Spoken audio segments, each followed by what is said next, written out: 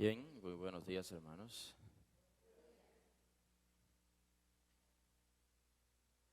Saben que es curioso.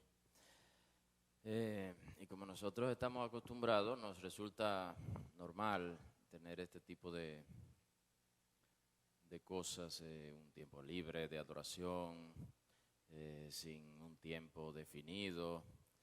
El predicador se para aquí y no tiene una idea exacta de qué tiempo le va a tomar el sermón. Eso para nosotros es muy normal. ¿Y por qué lo digo? Porque las veces que he estado en Estados Unidos y he ido a cultos allá, una de las cosas curiosas es que el tiempo está bien medido. Yo ahora, en esta ocasión, estuve en un culto y allá todo es súper organizado, ni modo. Estados Unidos es una sociedad muy organizada y ciertamente a nosotros nos hace falta mucho de eso. Nos haría bien ser más puntuales, más organizados, más serios, por lo menos en la forma, ¿verdad? Y allá hay una pantalla por donde quiera, un proyector por aquí, por allá, y yo me doy cuenta que hay un proyector, hay una pantalla que está de frente al predicador y de frente a los adoradores. Y cuando yo veo, noto un reloj que va en cuenta regresiva. Yo dije, no, pero ¿será que el predicador está sujeto a ese reloj? Sí, ciertamente. Eh, hay hay un tiempo pautado para la predicación, hay un tiempo pautado para la adoración, etcétera, etcétera.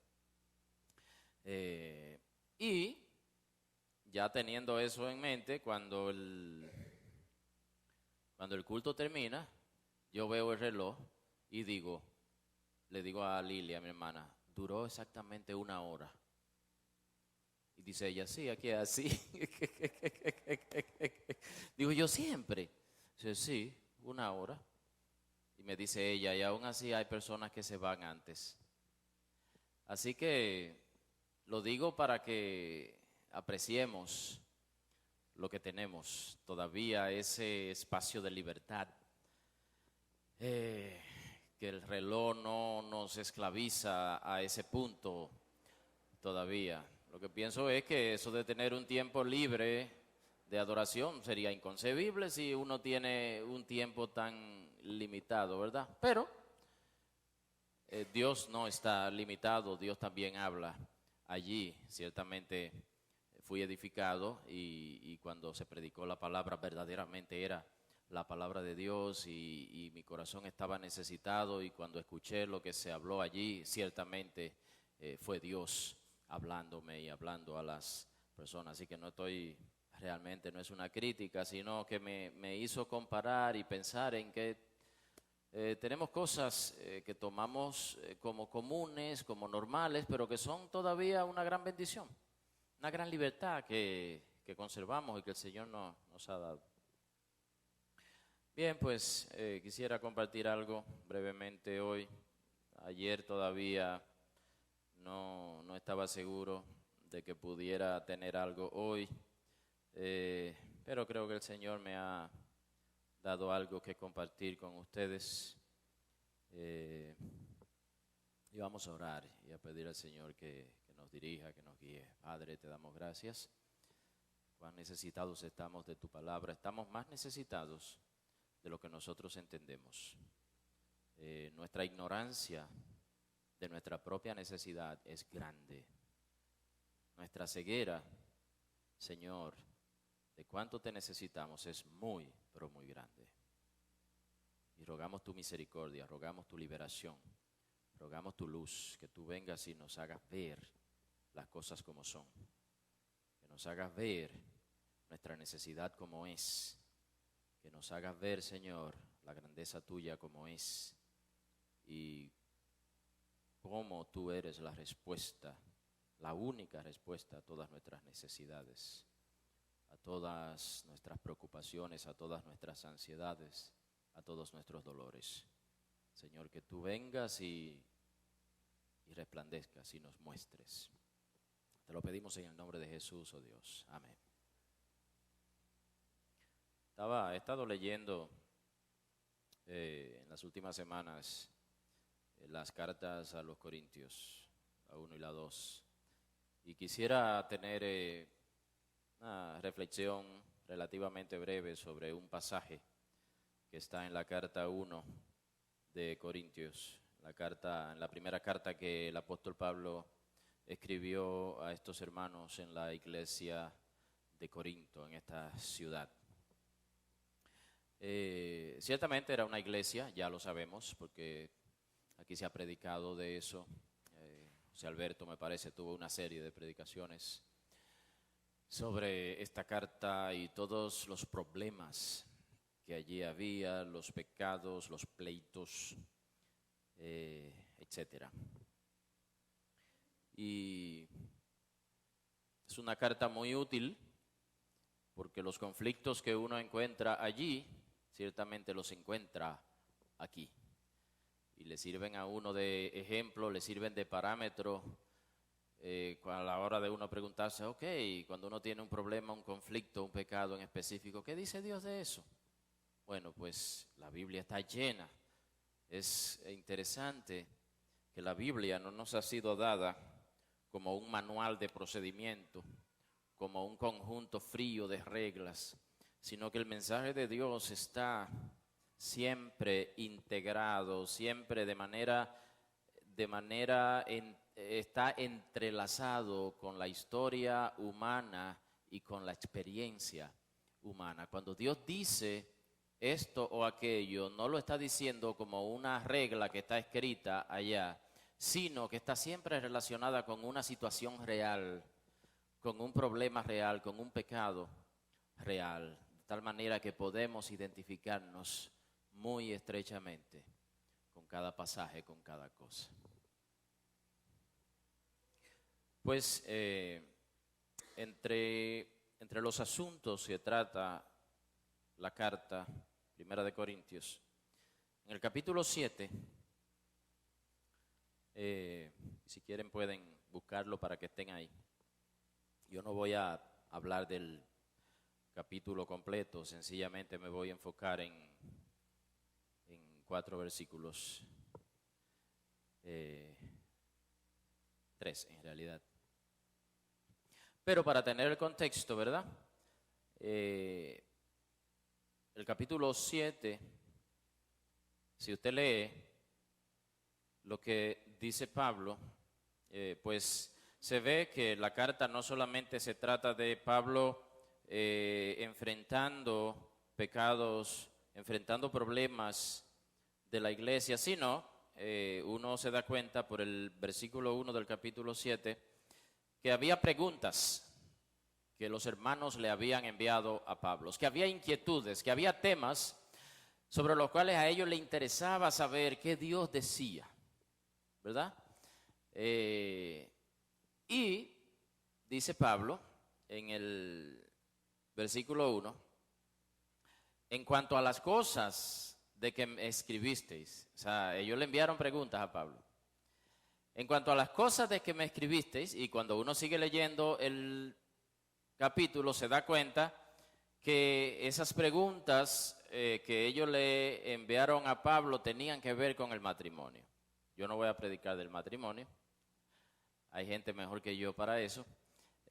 Solamente estoy diciendo de dónde viene lo que realmente voy a compartir. Pues ellos le habían hecho preguntas a Pablo acerca del matrimonio. Y dice Pablo, en referencia a las cosas de las cuales ustedes me escribieron a mí, dice él, bueno es para el hombre no tocar mujer.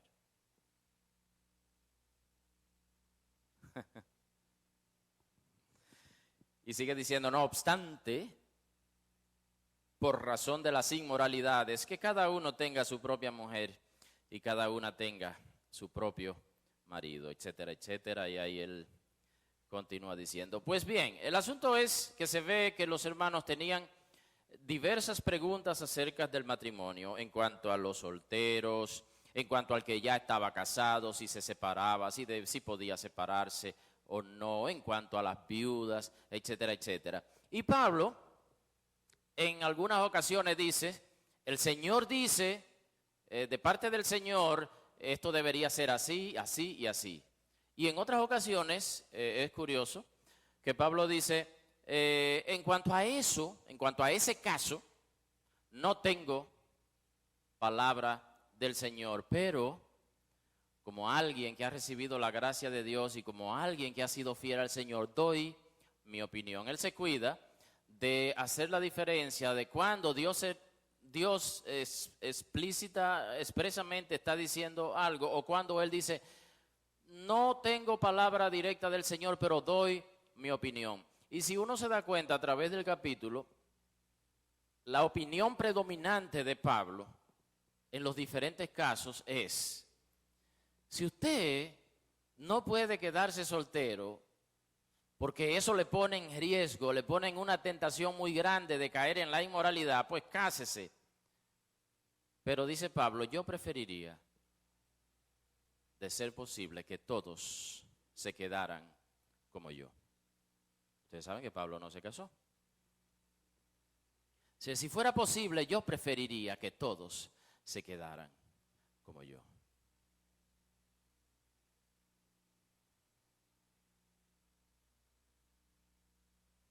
Y ahí él entra en detalle acerca de las viudas, acerca de las vírgenes, acerca del hombre soltero, etcétera, etcétera. Y él da sus razones de por qué él entiende que mejor le sería tanto al hombre como a la mujer quedarse solteros. No quiero que me malentiendan, el matrimonio es de Dios, el matrimonio es bueno, el matrimonio es santo. Pero Pablo dice, y eso es lo que me interesa ver, en esta mañana, una exhortación que a raíz de todo este asunto del matrimonio Pablo da. Después que él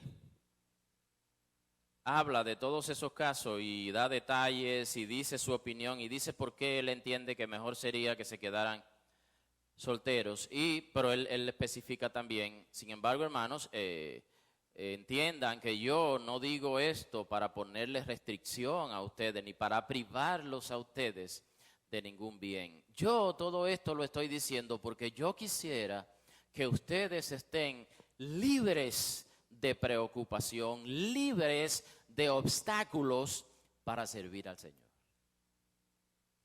Y este principio, hermanos, no solamente aplica para el matrimonio, aplica para cada área de nuestra vida.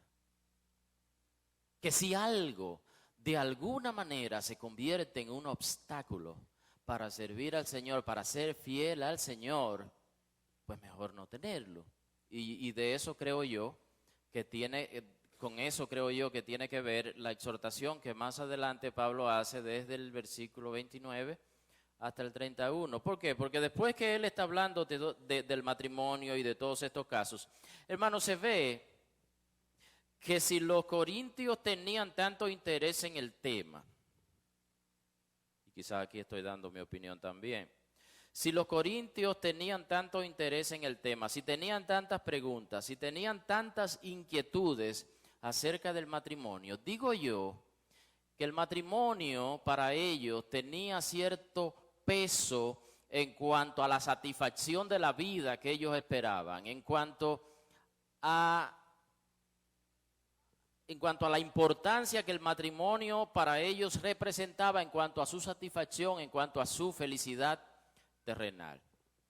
Cuando uno tiene muchas preguntas acerca de algo, cuando a uno le interesa un tema mucho, significa que esto tiene peso en la vida de uno y que uno le concede cierta importancia, sea en la desdicha o sea en la felicidad de uno.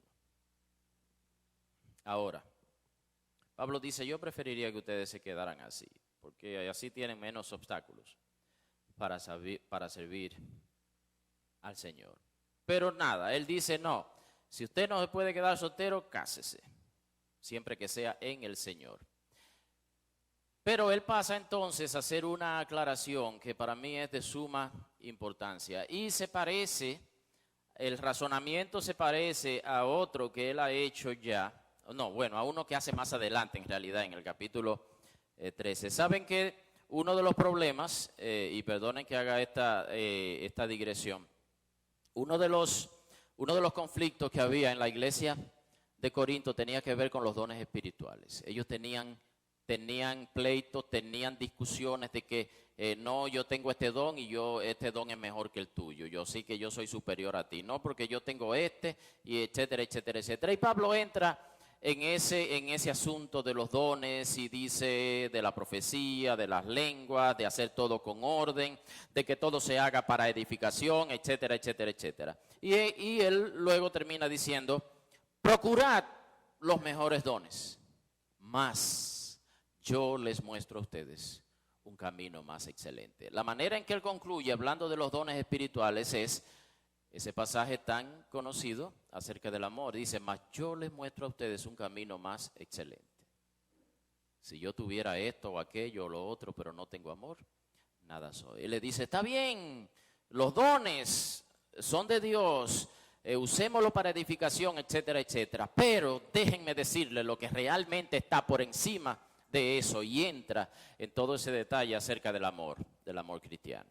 Pues aquí yo veo algo, vamos a decir parecido, no parecido. Después que él habla del matrimonio, de los diferentes casos, de cómo él considera que sería mejor tanto para el hombre como para la mujer quedarse solteros para estar libres, para no tener obstáculos de servir al Señor.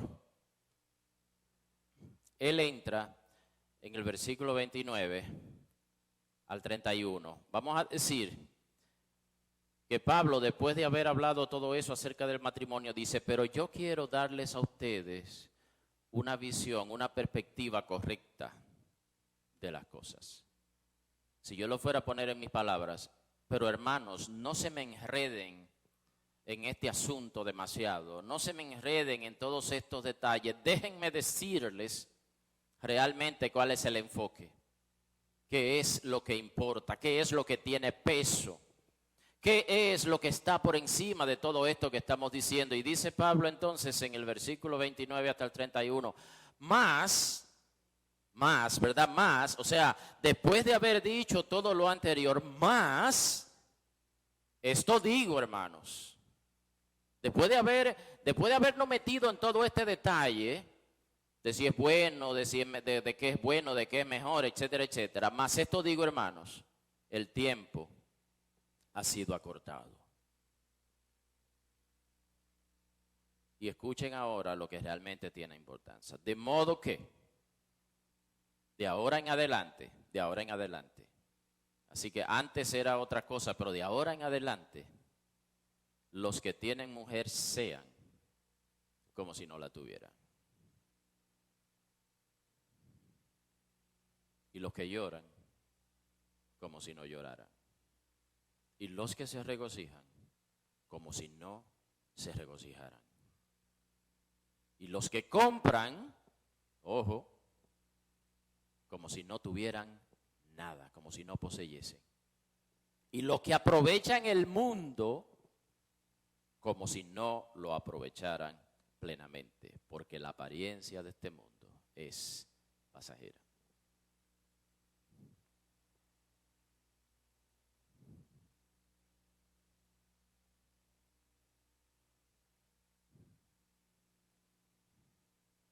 El tiempo es corto, dice Pablo. El Señor está cerca. Saben que tanto Pablo como los cristianos de su época tenían la idea de que el regreso de Jesús era inminente, de que en cualquier momento, cuando tú lees la carta te das cuenta de que ellos entendían que en cualquier momento el Señor iba a regresar. Y de ahí en adelante, yo creo que la mayoría o todas las generaciones de cristianos han creído lo mismo. Y no es diferente hoy en día. Ciertamente, hermanos, en cualquier momento el Señor regresa. sea porque Él regrese físicamente, o sea porque a nosotros nos toque ir a encontrarnos con Él. Eso puede suceder en cualquier momento. Y Pablo está diciendo, hermanos, el tiempo es corto. Que esto nos dé una perspectiva correcta de las cosas, que esto nos haga ver el tamaño real de las cosas, la importancia verdadera de las cosas. Porque Pablo sabe que de acuerdo a las inclinaciones de nuestro corazón y de acuerdo a la manera en que nosotros nos hemos formado en este mundo, nuestra perspectiva de las cosas está muy distorsionada. Y Pablo dice, está bien, mira, cásate, no te cases, etcétera, etcétera. Pero ten en cuenta que el tiempo es corto. Que en cualquier momento el Señor viene. Que en cualquier momento vamos a encontrarnos con Él. Y todas esas cosas que nos han interesado, que han tenido un peso excesivo en el concepto de felicidad que nosotros tenemos, que han tenido una importancia excesiva en el corazón nuestro, son nada en comparación.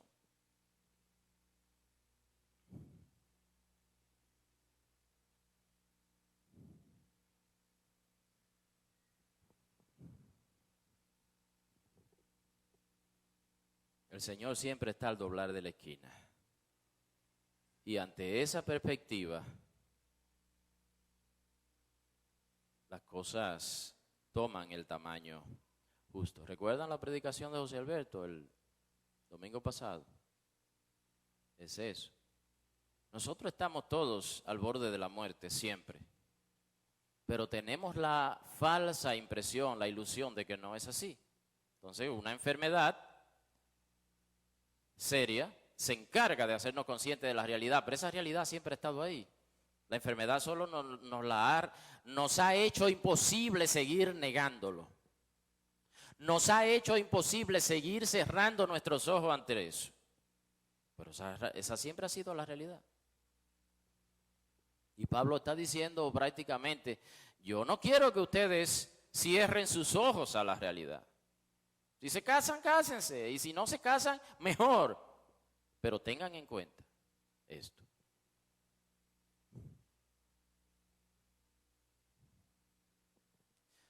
Tomen en cuenta que con nuestra salvación, con nuestro llamamiento, el enfoque de la vida ha cambiado radical y sustancialmente. No sigan pensando como si el Señor no estuviera en el panorama. No sigan enfocando la felicidad de sus vidas, el disfrute de sus vidas, como si no conocieran a Dios. No pierdan de vista la realidad. El tiempo ha sido acortado, el Señor está cerca. Y Él da un detalle ahí, dice, los que tienen mujer sean como si no la tuvieran. Lo mismo aplica para la mujer. Los que tienen marido, las que tienen marido sean como si no los tuvieran. La insistencia que tenían los hermanos de Corintio en hacer todas estas preguntas sobre el casarse o no casarse da a entender que ellos ponían cierto peso sobre este hecho, cierto peso de felicidad, cierto peso de satisfacción, que de alguna manera tener esposa o esposo ocupaba un lugar importante en el sentido de satisfacción o felicidad que uno pudiera alcanzar en la vida. Hermanos, si no es diferente hoy día. Es sorprendente y hay mucho que meditar sobre esto. Es sorprendente el tamaño de nuestras expectativas cuando estamos en una relación que posiblemente terminará en matrimonio. Es sorprendente el tamaño que toma esa decisión y el peso de felicidad que nosotros ponemos sobre ella. Hermano, yo me sorprendo. Esto no tiene el propósito de hacer sentir mal a nadie, pero yo no puedo evitar ver las cosas que están delante de mis ojos.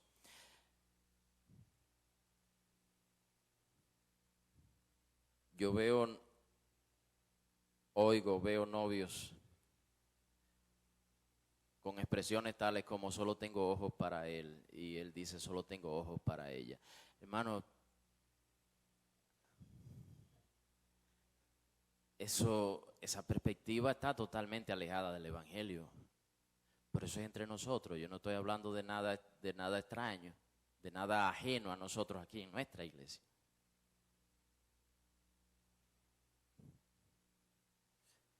Dice Pablo, los que tienen mujer sean como si no la tuvieran, y los que tienen marido como si no lo tuvieran. Nuestro enfoque del matrimonio está bastante alejado del Evangelio de Cristo. Está bien, por un lado esas son las expectativas que nosotros nos hacemos del matrimonio, y del mismo tamaño que son nuestras expectativas, asimismo de ese mismo tamaño son las decepciones y los problemas que vienen luego. Hermano, ¿por qué los matrimonios son tan problemáticos? Porque nuestras expectativas de ellos son equivocadas. Si nosotros le concediéramos al matrimonio la importancia y el tamaño que tiene en relación a Jesús, el matrimonio no fuera problema para ninguno de nosotros. No fuera causa de conflicto.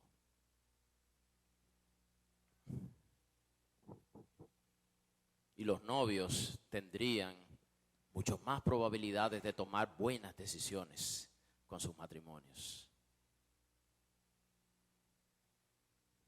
Nosotros tenemos experiencia de sobra viendo decisiones desastrosas que Dios en su misericordia luego bendice y obra y actúa luego en las relaciones, pero que inicialmente fueron malas decisiones, hay que decirlo. No fueron decisiones tomadas en el Señor. Fueron decisiones tomadas con una expectativa errónea, con una expectativa de búsqueda de felicidad en donde no se encontraba.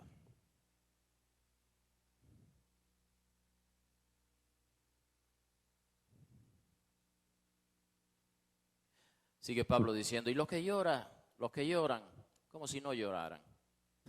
Esto es difícil de tragar, ¿verdad? Porque el sufrimiento, el dolor, tiene tanto peso en la percepción que nosotros tenemos de nuestra propia vida. Y Pablo parece restarle importancia. Pablo parece restarle peso. Y él dice, el tiempo es corto, el Señor está cerca, el Señor está a la vuelta de la esquina. Por lo tanto, aún el sufrimiento no tiene la importancia o el peso que nosotros le concedemos en nuestra percepción de gozo o de felicidad que tenemos en nuestra vida. Es difícil decirle esto a alguien que está enfermo, a alguien que está en una situación familiar difícil, a alguien que está pasando por una tormenta fuerte en su vida. Pero Pablo dice, mira, el tiempo está corto, el Señor está a la vuelta de la esquina, en cualquier momento nos encontramos con Él. Tratemos de no poner obstáculos a nuestra relación con Él, en nuestro servicio a Él, y eso incluye aún el sufrimiento. Y dice, los que se regocijan sean como si no se regocijaran. Ustedes coincidirán conmigo que es tan fácil hacer del placer el centro o el punto alrededor del cual la vida de uno gira. Yo lo sé por experiencia. Cuando algo es bueno, cuando algo es agradable, es tan fácil uno enfocarse en eso y tratar de repetir la experiencia y tratar de enfocarse en eso. Pero Pablo está diciendo que no les distraiga el placer. No es malo. No está diciendo no se regocijen, No. Mira, Pablo no está diciendo no lloren, no se regocijen, no se casen. No. Él está diciendo como si no fuera. Quítale peso, quítale importancia. No deje que eso ocupe un espacio en tu vida que no le corresponde. No deje que estorbe, no deje que se meta en el medio. Y esta me fascina porque yo he estado pensando en esto mucho. Los que compran como si no tuvieran nada. Es increíble. Yo me sorprende viéndome a mí mismo el peso que yo he puesto sobre cosas. cuánto de mi vida o de mi felicidad yo he hecho depender de tener o no tener esto o aquello. Cómo, por decirlo de alguna manera, nuestra sociedad se ha vuelto que las cosas, que nosotros no poseemos las cosas, sino que parece que las cosas nos poseen a nosotros. Yo no sé si ustedes se han detenido a pensar en eso, pero yo en los últimos meses no dejo de pensar en ese asunto. Y me ha dado ira conmigo mismo de ver cómo yo he invertido tanta energía, dinero, tiempo en tener cosas que no necesito.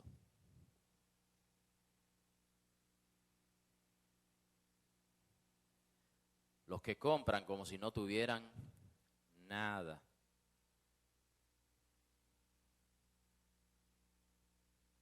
Hemos sido convencidos por el sistema de que nuestro valor, satisfacción y felicidad dependen en gran parte de tener cosas.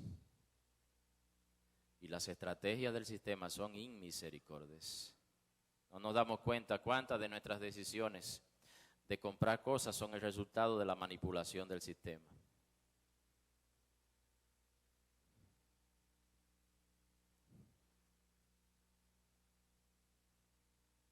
Los que aprovechan el mundo como si no lo aprovecharan plenamente. Hermanos, si algún beneficio, si algún deleite, si alguna satisfacción, si alguna ráfaga de felicidad te llega en esta vida, amén, una bendición de Dios, pero que no se convierta en el norte de tu vida, que no ocupe en tu corazón un lugar que no le corresponde, que no estorbe en tu servicio a Dios y que no estorbe en tu búsqueda de Dios y en hacer de Él el gozo y la felicidad de tu vida.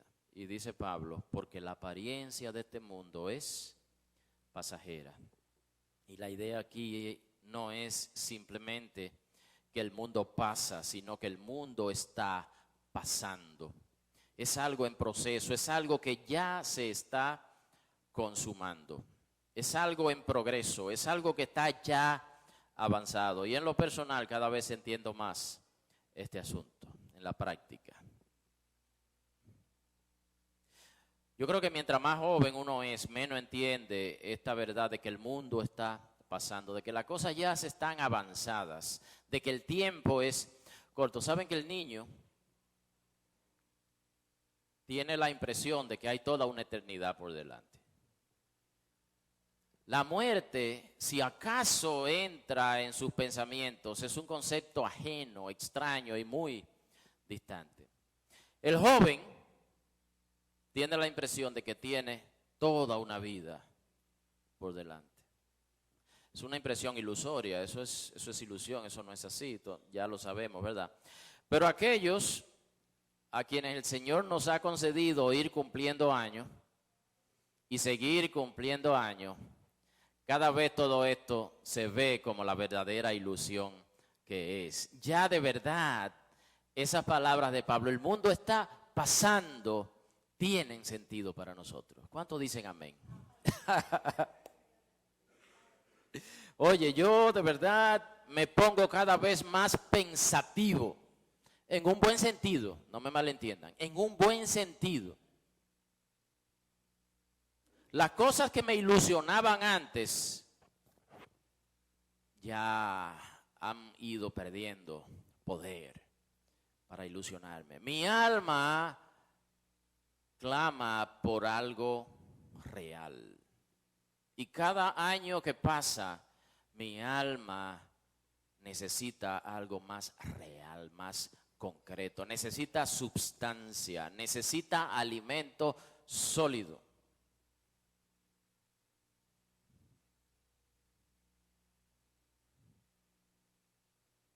Porque la ilusión que es el mundo va quedando al descubierto. El engaño, la mentira que es el mundo va siendo progresivamente desenmascarada.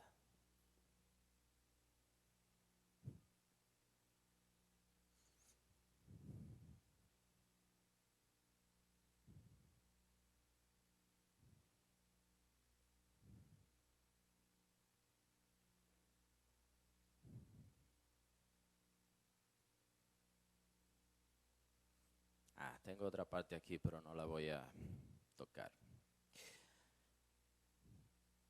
Hermanos, he ahí la exhortación de Pablo, del apóstol Pablo, a tener una perspectiva correcta de las cosas, a concederle a cada cosa el tamaño real que tiene en comparación con el bien incomparable que tenemos en el Señor Jesucristo.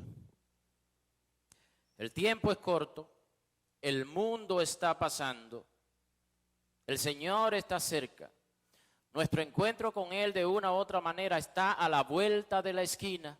En base a eso, tengamos la perspectiva correcta de las cosas y demos a cada cosa su justa importancia. Viendo la evidencia, hermanos, viéndome a mí y viéndolos a ustedes, puedo decir sin temor a equivocarme que estamos lejos de vivir de acuerdo a esa exhortación.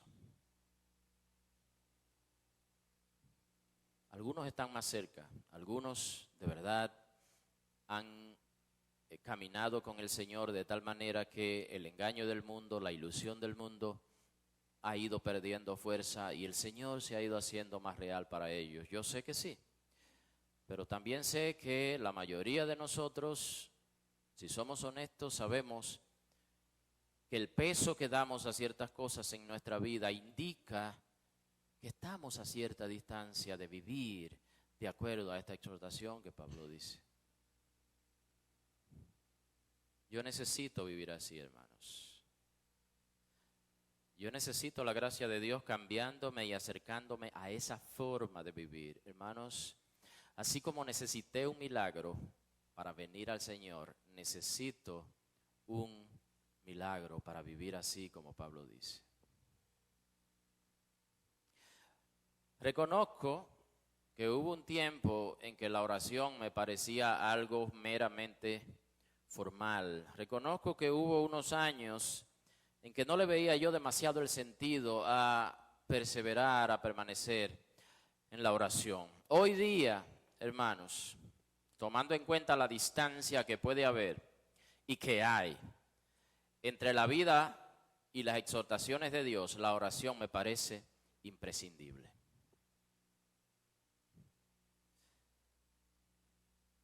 Porque en tantos momentos, cuando veo mi necedad, cuando veo el engaño que está gobernando mi vida, no me queda más que decir una y otra vez, Señor, ten misericordia de mí, porque estoy gobernado de tantas pequeñeces. Porque las cosas a las que le doy importancia son tan insignificantes que me da pena conmigo mismo. Ten misericordia de mí. Tantas pequeñeces que determinan mi miseria y que también determinan mi falso sentido de gozo y felicidad. Señor, como decía el salmista, envía tu luz y tu verdad y que éstas me guíen. Señor, quita el engaño que ha echado raíces tan fuertes a lo largo de los años. Estamos tan necesitados de estar día tras día rogando que el Señor se haga concreto, se haga más real en nuestra vida, para que las cosas que han echado raíces en nosotros pierdan fuerza y se desarraiguen. Señor, ocupa en mi vida el lugar que solo te corresponde a ti, porque el tiempo es corto. La idea de que todavía tenemos muchos años para enderezar las cosas y para dirigir nuestra vida hacia el Señor es una ilusión. Nosotros no tenemos muchos años por delante. Quizá ni siquiera tenemos el día de hoy por delante. El tiempo ha sido verdaderamente acortado. El tiempo es corto y debe ser aprovechado al máximo. Y la única forma de no desperdiciarlo es dedicándoselo a Dios. Todo otro camino es un desperdicio, solamente. Por eso creo yo que Pablo es tan fuerte en este asunto. Yo le quisiera evitar molestias a ustedes. Yo quisiera que ustedes no tuvieran obstáculo para servirle al Señor.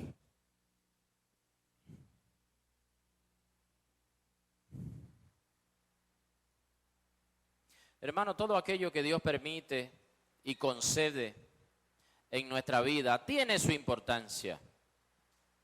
Y es un regalo de Dios, y es una gracia suya, y es una bendición suya. Pero la importancia que tiene es muy limitada, es mucho más limitada de lo que nosotros estamos dispuestos a admitir. Si el Señor te ha dado esto o aquello, si el Señor ha sido espléndido contigo y te ha concedido muchas cosas, amén, qué bueno. Mas esto digo, hermanos, el tiempo ha sido acortado, de modo que de ahora en adelante los que tienen mujer sean como si no la tuvieran, y los que lloran como si no lloraran, y los que se regocijan como si no se regocijaran, y los que compran como si no tuvieran nada, y los que aprovechan el mundo como si no lo aprovecharan plenamente, porque la apariencia de este mundo es pasajera, porque el mundo está pasando, porque el Señor está a la vuelta de la esquina, porque puede ser cuestión de minutos u horas o días para que nos veamos cara a cara con Él. Padre, te damos gracias. ¿Cuánto necesitamos que Jesús reine en nuestra vida? ¿Cuánto necesitamos que todas aquellas cosas ilusorias que nos han engañado por años caigan por su propio peso y que Jesús ocupe el trono de nuestro corazón? Nada necesitamos más que eso, y tú conoces nuestras debilidades. Pero Señor, la sangre de Cristo, la sangre de tu Hijo es suficiente para sacarnos todo engaño, para alumbrar toda oscuridad nuestra, para reinar en nosotros y para resplandecer y para hacer nuestra felicidad. Te damos gracias por tu fidelidad. Yo sé que tú vas a completar la obra que has comenzado. Yo sé, Señor, que tú no nos dejas. Y yo sé que si somos tuyos, Señor, tú vas a seguir resplandeciendo, tú vas a seguir sacando la oscuridad poco a poco de nosotros. Y te damos gracias. En el nombre de Jesús. Amén.